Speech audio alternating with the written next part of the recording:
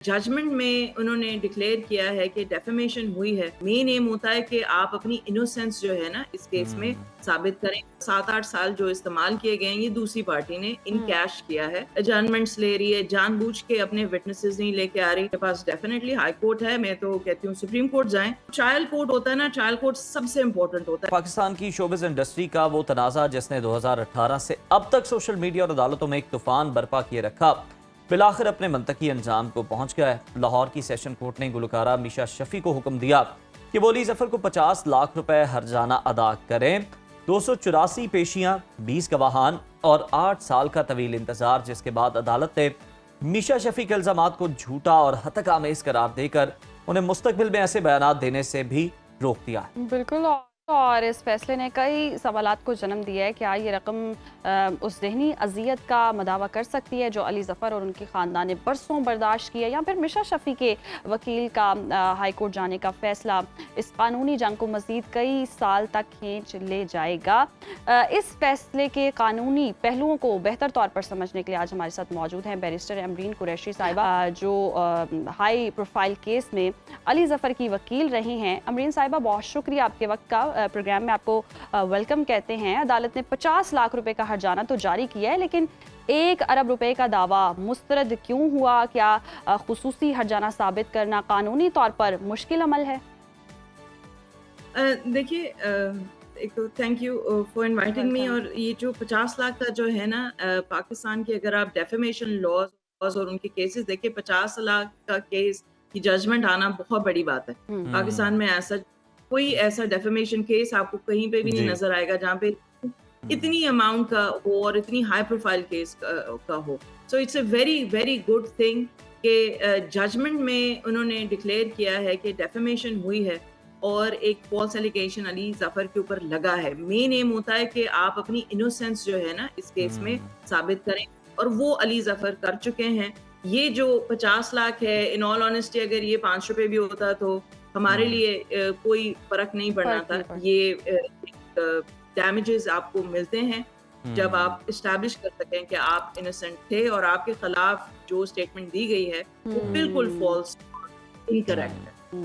अमरीन साहिबा, नईम बुखारी साहब का एक जुमला बड़ा मशहूर है कि वकील थोड़ी हारता या जीतता है, ये तो क्लाइंट हारता या जीतता है। लेकिन आपको भी क्रेडिट जाता है, आपको भी यकीनन खुशी हुई होगी कि एक लंबा तवील केस है और आपकी भी इसमें एफर्ट्स है। हमें ये बताइएगा कि केस के दौरान 9 मरतबा जजेस भी तब्दील हुए, 284 पेशियां भी हुई, बड़ा लंबा चला, मीडिया में भी चला, और एक वकील के तौर पर आप इस गैर मामूली ताखीर की सबसे बड़ी वजह क्या देखती हैं? और इस केस के अंदर स्पेसिफिक आपको कौन से फ्लॉस नजर आए, सिस्टम की कौन सी खामी आपको नजर आए?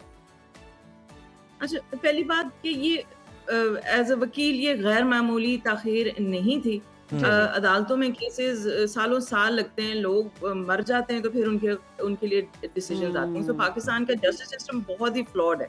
मगर मैं ये जरूर कहूंगी कि इस केस में पहले साल ही हमारी साइड से जो विटनेसेस हैं, जो एविडेंस है वो आ गई। जो अगले उसमें जो 7-8 साल जो इस्तेमाल किए गए हैं ये दूसरी पार्टी ने इन कैश किया है। उन्होंने इसको डिले किया। और अगर आप हमारे पिछले 8 साल से हमारी वीडियो क्लिप्स या यू नो हमारे बयान और हमारी एप्लीकेशंस देखें अदालत में, तो वो बार बार एक ही है, वो यही है कि दूसरी पार्टी जो है जानबूझ के एडजर्नमेंट्स ले रही है, जानबूझ के अपने विटनेसेस नहीं लेके आ रही, जानबूझ के इसको डिले कर रहे हैं ताकि वो एक स्टेटस को होता है कि जी हमने एलिगेशन लगा दी है, अब केस। सबसे ज्यादा सफर जो है अली जफर की साइड नहीं किया। बिल्कुल ऐसे ही। अच्छा, मिशा शफी की टीम का कहना है कि वो अपने मौक़िफ़ पर कायम हैं और हाई कोर्ट जा रहे हैं, तो क्या आपको लगता है कि अपील के मरहले पर शवाहिद की नौयत बदल सकती है? देखिए, अभी वो और इसके अलावा और क्या कह सकते हैं? दे हैव टू, एक फेस सेविंग भी तो होनी चाहिए। सो यस, उनके पास डेफिनेटली हाई कोर्ट है, मैं तो कहती हूँ सुप्रीम कोर्ट जाएं। मगर जो ट्रायल कोर्ट होता है ना, ट्रायल कोर्ट सबसे इम्पोर्टेंट होता है, बिकॉज ट्रायल कोर्ट में एविडेंस आती है और हमारी जो एविडेंस है ओवरवेलमिंग है। हमारे पास 9 आई विटनेसेस हैं, हमारे पास फेक अकाउंट्स की डिटेल्स हैं जो इन्होंने बनाए बिफोर द एलिगेशन। हमारे पास व्हाट्सएप है जहाँ पे थ्रेट्स कर रहे हैं। हमारे पास Pepsi battle of the band में अली जा रहे थे एज अ जज, उनमें उसको कहा जाता है कि नहीं जी स्टेप डाउन वरना हम आपके खिलाफ एलिगेशन लगा देंगे। फिर जो इंसिडेंट है, इंसिडेंट के फौरन बाद आप व्हाट्सएप करती हैं आपके सो कॉल्ड एक्यूज जिसको आपने किया है, अली को व्हाट्सएप करती हैं इंसिडेंट के बाद और कहती हैं I had a fun time jamming, तो वो अगर आप रीजनेबल मैन टेस्ट भी लगा दें, वो कुछ कि इस चीज समझ से बालातर है कि आप उसे बार बार फोन भी कर रही हैं, बातें भी कर रही हैं, मिल भी रही हैं, और फिर आपने डेट्स बता दी कि ये सारा कुछ हुआ है। सो ये सारी चीजें जब आप अदालत में आते हैं तो फिर अदालत ये नहीं देखती कि आप कौन है, अदालत देखती है कि आपके पास क्या क्या चीजें हैं, क्या एविडेंस है। और 9 विटनेसेस थे हमारे पास, वी हैड 9 आई विटनेसेस जो 4-4 फीट अवे खड़े हुए थे इन दोनों से। सो वो थे, तो वो जो हुआ है और उसके बाद एलिगेशन के फौरन 2 मिनट बाद अखबार में आना, ये सारी एक planned campaign to down.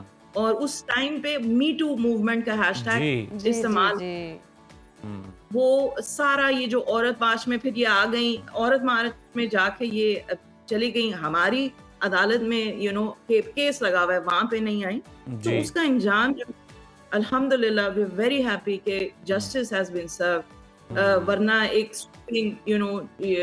Statement C रहती है इनकी तरफ से। बिल्कुल।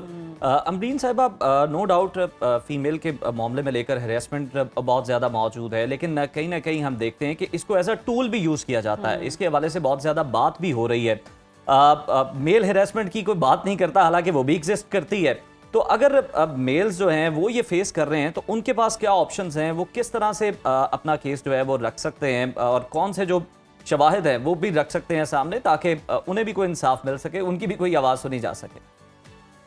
बिल्कुल, और आई थिंक यही केस था कि जहाँ पे, और ये सब कॉन्टिनेंट का मेरा ख्याल से सबसे हाई प्रोफाइल केस है, क्योंकि यहाँ पे एक लड़का आके कह रहा है कि मेरे खिलाफ फॉल्स एलिगेशन लगाई गई है हरासमेंट की, और मैं और वो लड़ा है, अली खड़ा रहा है फॉर द पास्ट 8 years। आप लोगों ने, सबने, सारे हर टीवी चैनल ने इसके ऊपर किया, मगर जो अदालत के सिस्टम के थ्रू, और I think through out Ali की एक ही बात रही, मैं इंसाफ लूंगा, मैं अदालतों से लूंगा। अल्हम्दुलिल्लाह चीज नजर आ रही है कि, और ये एक बेंचमार्क है, ये जो केस था फॉल्स एलिगेशन का केस पाकिस्तान की हिस्ट्री में ये दफा हुआ है, और ये आई थिंक सबके लिए, चाहे वो आदमी हो या औरत, मुझे लगता है जिसके ऊपर फॉल्स एलिगेशन लगी है, आपको अपने हक के लिए खड़ा होना चाहिए और आप नहीं डरना चाहिए। बिल्कुल, ये एक मिसाल बनकर जी केस हम देख सकते हैं आया है। बहुत शुक्रिया अमरीन साहिबा आपके वक्त।